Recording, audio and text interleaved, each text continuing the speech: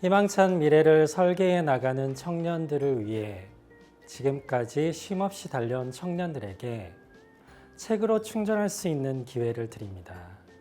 안녕하세요. 저는 문학과 음악을 이야기하는 음유시인 조창규입니다.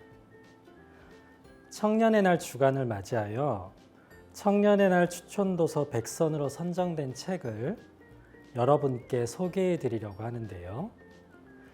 오늘은 그 첫 번째 시간으로 청년의 날 추천도서 100선에 선정된 인류본사를 집필하신 한양대학교 문화인류학과 명예교수님이신 이희수 교수님을 모시고 이야기를 나눠보도록 하겠습니다. 안녕하세요, 교수님. 네, 안녕하세요. 인류본사를 집필한 한양대학교 이희수입니다.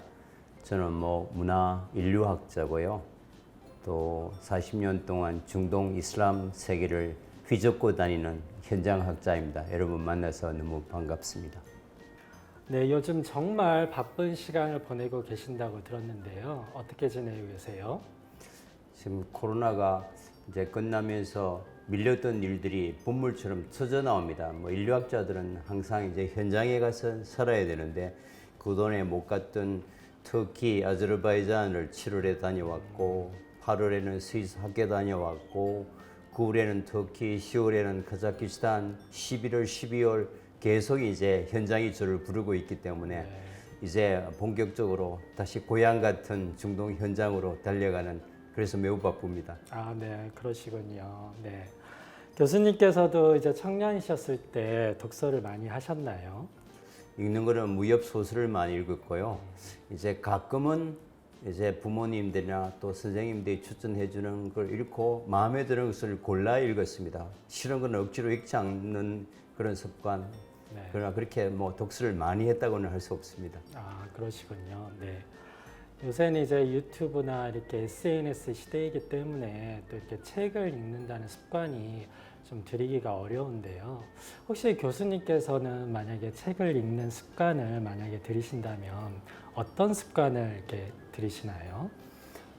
제일 중요한 것은 어떤 시간을 정해놓고 요 독서를 하는 이제 그런 습관이 굉장히 중요한 것 같고요.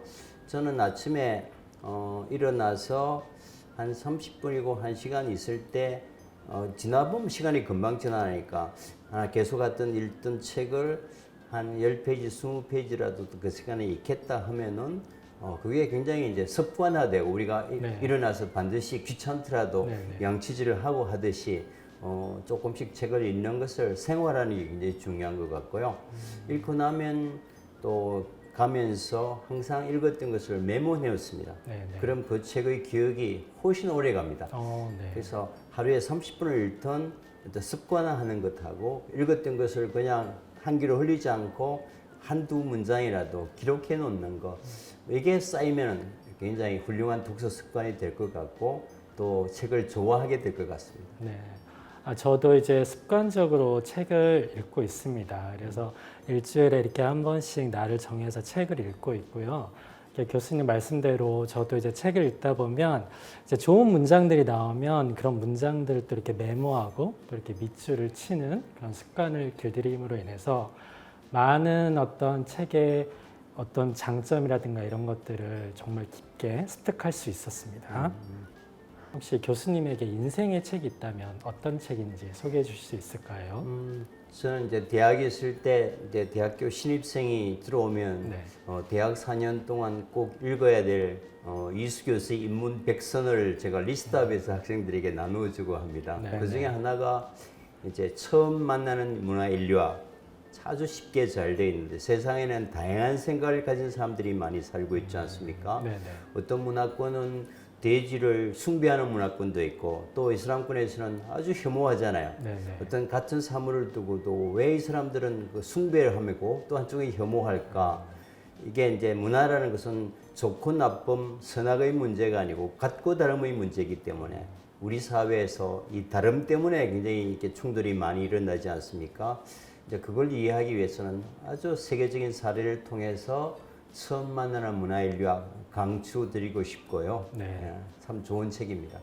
알겠습니다. 저도 꼭 한번 읽어보도록 하겠습니다. 교수님 혹시 매년 9월 셋째 주 토요일이 무슨 일인지 아시나요? 그래서 이걸 준비하면서 알았는데 청년의 날이라는 걸 알게 됐고요. 네네. 저는 혹시 독서의 날이 아닌가 생각했는데 네네. 청년의 날이더라고요. 저도 깜짝 놀랐습니다. 매년 9월 셋째 주 토요일은 청년의 날인데요. 청년의 날을 맞아 총 100권의 추천 도서가 선정되었습니다. 100권의 책 중에서 교수님이 하나를 만약에 고르신다면 어떤 책을 고르실까요? 그래도 뭐 제가 전공하는 분야에서 책을 보니까 강인욱 교수의 고고학 여행 정말 훌륭한 학자시고 네네. 우리가 평소에 이제 어떤 유물로서 바라보던 고고학에 스토리를 붙이고 그 유물을 통해서 인류가 걸어왔던 문화나 스토리를 이제 복원해내는 아주 탁월한 책이 돼서 그 책이 저도 개인적으로 굉장히 인상 깊었고요. 우리 청년들도 그걸 읽으면서 하나의 단순한 사물 속에서 스토리텔링을 이제 만들어내는 또 상상력을 이제 키워가는 뭐 그런 훈련을 위해서는 굉장히 추천할 만한 책인 것 같습니다. 고고학 여행. 고고학 여행이란 책이요? 네, 알겠습니다. 청년의 날을 맞이해서 청년 여러분들께서도 이 책을 꼭 한번 선택하셔서 읽어보시면 좋겠습니다. 이번에 교수님께서 집필하신 인류 본사라는 이 책이 청년의 날 추천도서 100선으로 선정되셨어요. 소감이 어떠신가요? 너무 기쁜 일입니다. 사실은 우리 관성에 젖은 기존 학계에게 약간의 자극을 주기 위해서 만들었는데 이게 이제 청년들에게 이 책이 선정됐다는 것은 무엇보다도 이제 즐겁고 보람 있는 일이고요. 우리가 세상을 살아갈 때 지금까지는 그냥 동양, 서양 이렇게 양분해서 바라보지 않았습니까? 근데 이제 지금은 지구촌에 굉장히 다양한 사람들이 나름대로의 가치와 양식을 가지고 살아가고 있기 때문에 이제는 동서양의 시선이 아니라 다양한 시선으로 바라봐야 될 시점이 왔다. 그런 면에서 이제 그동안에 소외됐지만 중요한 게 이제 중동 지역의 문화를 중량이라는 개념으로 한번 정리를 해봤고요. 왜냐하면은 인류 4대 고대 문명 중에서 3개가 중동에서 만들어집니다. 이집트, 메소포타미아, 인더스. 그리고 오늘날까지 한치의 빈틈없는 찬란한 역사와 문화가 이어져 왔는데도 동양사, 서양사의 구도에서 끼워주지 못하고 이제 우리가 놓쳐버렸기 때문에 한쪽 세상을 버리고 이걸 보자 하면은 좀 곤란하겠지만 이제 기존 관성에서 벗어나서 또 다른 넓은 통찰력을 가지고 우리가 역사를 보면 훨씬 창의력이 생기고 세상에 달리 보이지 않겠습니까? 뭐 그런 면에서 인류 본사를 준비했습니다. 저도 인류 본사라는 책을 읽어봤는데요. 제가 그동안 오해했던 중동 문화와 그리고 이슬람 문화에 대해서 그런 것들을 말끔히 씻어낼 수 있어서 너무나도 이 책이 저한테 감명 깊게 다가왔는데요. 책 제목이 특이하게도 인류 본사예요. 이 인류 본사는 어떤 의미로 이렇게 지으신 걸까요? 자칫 좀 도발적인 제목으로 보일 수도 있겠는데 지금까지 우리가 연구 결과에 의하면 인류가 최초로 문명을 시도하는 것은 지금 터키 땅에 있는 아나톨리아 반도입니다. 아나톨리아 반도는 유프라테스 티그리스 강 상류에 있거든요. 지금까지는 두 강이 만나는 하류 문화인 메소포타미아 문화를 우리가 인류의 시원으로 생각해 왔지만 최근 어떤 획기적인 고학적 발굴에 의해서 두 강 상류에서 12,000년 전의 도시 유적이 23군데나 동시에 발굴됐고 또 9,500년 전의 도시도 발굴돼서 지금까지의 연구 결과에 의하면 지금 터키 아나톨리아 두 강 상류가 가장 최초의 문명을 시작했다. 이것이 최근에 이제 확인이 돼서 세계 학계가 거의 충격에 빠져 있는 상황이고요. 그런 면에서 인류 문명이 처음으로 발화되고 뿌리를 내리고 그 토대 위에서 동양과 서양으로 기술이 축적되고 전파해 갔다. 뭐 이런 이론의 바탕에서 그렇다면 역사의 본류를 이것으로 보자. 그래서 본사라는 이름을 붙여봤습니다.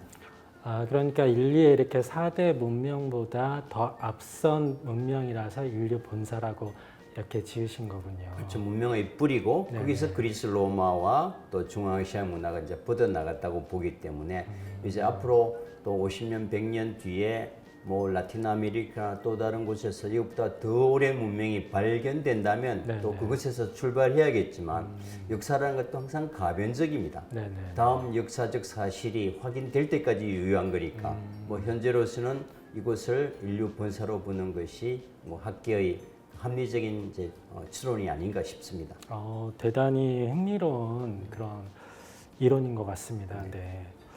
책 중간마다 이렇게 유적지를 직접 다녀오신 답사기와 그리고 200여 장의 컬러 사진 그리고 지도가 이렇게 수록이 되었는데요. 이렇게 수록하신 이유는 무엇일까요? 저는 거기서 12년 이상 살아도 이 지명에 익숙지 않습니다. 네네. 그런데도 일반 독자들이 도대체 이 지명이 어디쯤 있는 것인지 어떤 환경에서 문명이 만들어졌는지 이해하기가 매우 어려울 겁니다. 네.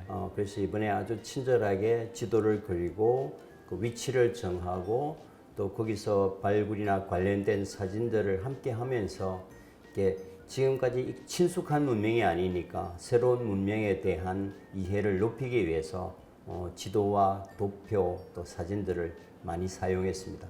아무래도 저도 이 책을 읽어봤습니다만 그 지명이라든가 그곳이 어디에 위치해 있는지 이런 것들을 정확하게 이 책에서 지도라든가 사진으로 설명을 해줘서 너무나도 도움이 되었습니다. 교수님께서 중동 역사와 이슬람 문화를 처음 접하게 된 계기가 저는 굉장히 궁금합니다. 제가 이제 서울대학에 떨어져서 외국어 대학을 갔습니다. 네. 그것도 삼수까지 해서. 네네. 그렇게 생각하니까 이제 내가 남들이 다 하는 공부를 따라하면 항상 몇 년 뒤처지고 영원한 세컨 클래스를 살아야 되지 않을까. 이제 20대 때 그런 생각이 들었고 네네. 그렇다면은 나만의 인생을 살기 위해서는 어떻게 해야 될까? 남들이 하지 않는 분야, 남들이 가지 않는 길을 선택할 수밖에 없겠다는 이제 생각을 하게 됐고요. 제가 대학에 다닐 때는 그 석유 위기 오일 쇼크로 모든 사람들이 중동 이슬람을 악마화하고 싫어할 때입니다. 여기도 사람 사는 곳이고 굉장히 훌륭한 문명이 있었는데 왜 우리나라에서는 저렇게 싫어하고 부정적이고 악마화할까? 그래도 나라도 한번 제대로 공부해 봐야겠다라고 이제 중동 이슬람을 공부하기 시작했고요. 그러다 보니까 이걸 이제 어떤 미국이나 유럽에 유학 가는 것보다 현장에 가서 그 사람들의 모습을 보면서 공부해야겠다. 그래서 정말 공부 잘하는 내 천재 친구들이 다 미국 가는 비행기를 탈 때 저는 정반대편 비행기를 타고 이스탄불로 날아갔습니다. 네. 이게 공부하게 된 배경이고요. 네네. 그렇게 해서 이제 중동 역사와 이슬람 문화를 이렇게 처음 접하시게 되셨군요. 네. 교수님께서는 다른 인터뷰에서 우리 일상생활에 이슬람 문화가 많이 스며들어 있다라고 그렇게 말씀을 하셨는데 그런 것들은 어떤 것들이 있을까요? 우리가 이제 중세 유럽 사람들은 암흑의 시대라고 그러지 않습니까? 네네. 뭐 중세는 천년간 암흑의 시대였을지 모르지만 사실 그 당시 이슬람 세계에서는 세계 최고의 과학과 학문과 문화의 절정기를 이루었습니다. 네. 그게 이제 우리 삶에도 많이 남아 있거든요. 지금 이제 우리 이제 시인님하고 같이 커피를 마시는데 이 커피라는 단어가 아랍어입니다. 그렇군요. 그리고 이 이제 커피를 인류가 음료로 마시게 된 것도 아랍이고 이걸 카페문화를 만들어서 유럽에 전해진 것도 이제 중동 이슬람 세계인데 이제 커피야말로 유럽 문화의 아이콘처럼 이제 있잖아요. 네네. 이제 여름에 더우니까 아이스 커피를 마시는데 이게 설탕을 넣잖아요. 설탕이 잘 안 녹으니까 요즘 우리가 시럽을 넣잖아요. 네. 설탕 슈가 아랍어입니다. 시럽, 시럽 아랍어입니다. 그러니까 우리가 쓰는 학문 용어, 천문학, 애스트로노미, 화학, 케미스트리, 물리학, 피직스, 또 심지어 우리가 4차 산업혁명을 준비하는 가장 큰 키워드가 알고리즘, 연산법이잖아요. 그죠? 네. 빅데이터를 움직이는. 네네. 알고리즘이라는 것도 아랍어입니다. 알고리즘이라는 것은 9세기 이슬람 수학자 이름입니다. 알고라즘이라는 사람이 만들었기 때문에 알고리즘이 됐고 사람 이름이 학문 명칭이 된 거란 말이죠. 그러니까 천년 전에 이 완벽한 법칙을 만들어 놨기 때문에 우리가 4차 산업혁명을 준비할 수 있는 거죠. 이제 알게 모르게 우리 일상에 너무나 깊숙이 들어와 있지만 이런 이제 지적 결실들을 우리가 직접 접하지 못하고 산업혁명 이후에 유럽을 통해서 받아들였기 때문에 유럽 문명의 스승이고 어머니 역할을 했던 이슬람 이제 지식과 문화와 인문적 가치에 대해서 우리가 들어보지 못했던 거죠. 한 사회나 문화권을 온전히 이해하기 위해서는 그 사람들이 갖고 있는 어떤 역사적 가치나 인문적 깊이나 어떤 영성적 모습을 전체적으로 봐야 정확하게 보이잖아요. 네네. 뭐 그런 면에서 이슬람 문화는 우리가 앞으로 많이 공부해야 될 것 같습니다. 네. 교수님 말씀을 들어보니 우리 문화에 커피라든가 샤베트 그리고 알고리즘 이런 것들이 다 이슬람에서 왔다라는 것을 알게 되면서 이슬람 문화가 우리가 참 알지 못하는 것이 많이 있구나 이런 것을 알게 되었습니다. 교수님께서 이제 오랜 기간 준비하셔서 집필하신 인류 본사를 비롯해 중동의 역사와 현재 이슬람 문화에 대해서 많은 이야기를 들으셨을 것 같아요. 청년들에게 이 책을 추천하는 이유는 무엇일까요? 시야를 좀 넓히는 데 좋은 가이드북이 되지 않을까 싶습니다. 우리가 오랫동안 이제 서양사와 세계사를 동일시해 왔잖아요. 네. 그러면서도 이제 동양사라 그러면 우리가 중국사를 배웠습니다.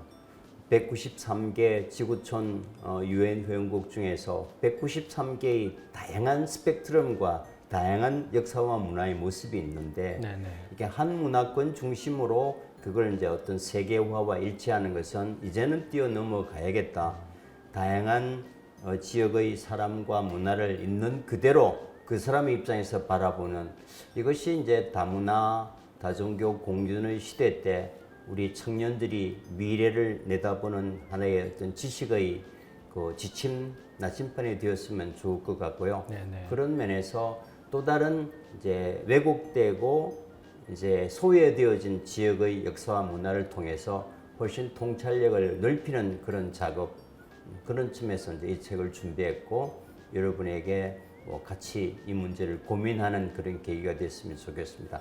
이제 다문화 그리고 점점 다세대 되어가는 그런 사회 속에서 우리 청년들이 그런 어떤 편협한 시각을 갖는 것이 아니라 좀 더 넓은 시각을 갖고 그렇게 하기 위해서 중동 문화나 이슬람 문화 그리고 인도 문화 그리고 그의 다양한 문화들을 습득하기 위해서 이 책을 여러분들께서 꼭 읽어보셨으면 좋겠습니다. 그럼 저희 프로그램의 공통된 질문인데요. 교수님에게 청년이란 무엇일까요? 제가 보기에는 청년이라는 것은 이 가능성을 생각하지 않고 무한히 꿈꿀 수 있는 존재다 이런 생각을 합니다. 안 돼도 좋고 실패도 좋고 인생이라는 것은 항상 좋은 것만 집합할 수는 없잖아요. 네. 그 수많은 시행착오와 아픔과 고통이 모여서 이제 진정한 인생을 만들어가는 거기 때문에 이제 나이가 들어서는 시행착오를 할 수가 없어요. 청년이라는 것은 지나치게 가능성을 염두에 두지 않고 그냥 도전하면서 부닥치면서 무한히 꿈꿀 수 있는 존재다.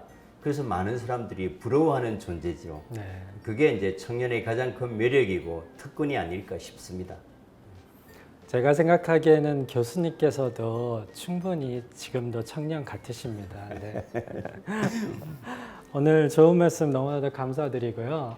마지막으로 청년들에게 한 말씀만 해주시겠어요? 세상은 굉장히 다양합니다. 네. 제가 제일 싫어하는 말이 이제 틈새 경쟁이라는 말을 참 싫어하는데요. 틈새 경쟁이라는 것은 빈틈없이 쌓여 있는 곳에서 어떤 틈을 찾아서 들어가는 경쟁력이잖아요. 그보다는 생각을 바꾸고 시선을 돌린다면 어마어마한 새로운 분야가 여러분을 기다리고 있는 곳이 많습니다. 그래서 기존의 타성에서 벗어나서 좀 생각을 돌리고 또 시선을 바꾼다면 어마어마한 이제 가능성이 여러분에게 기다려주는 것이고 남들이 가지 않은 길을 걸으면 여러분이 최초가 되는 겁니다. 묵묵히 그 최초의 길을 가면 언젠가는 최고가 되거든요. 그래서 좀 이제 다양한 책을 통해서 또 뭐 청년의 날 백선을 통해서 이제 새로운 세상, 새로운 분야, 자기와 관심 없는 분야를 좀 관심 갖고 열심히 공부하는 것이 참 좋고 가만히 있으면 아무것도 안 보이기 때문에 책을 통해서 새로운 자극을 얻는 게 참 좋을 것 같습니다. 네, 오늘 이희수 교수님 모시고 인류 본사에 대해서 이렇게 이야기를 나눴는데요. 이 영상 시청하시는 분들 꼭 책 한번 사서 읽어보시면 여러분들에게 큰 도움이 될 거라고 생각합니다. 이렇게 영상 마치도록 하고요. 다음 시간에 또 여러분들을 찾아뵙도록 하겠습니다. 감사합니다. 알겠습니다. 감사합니다. 네.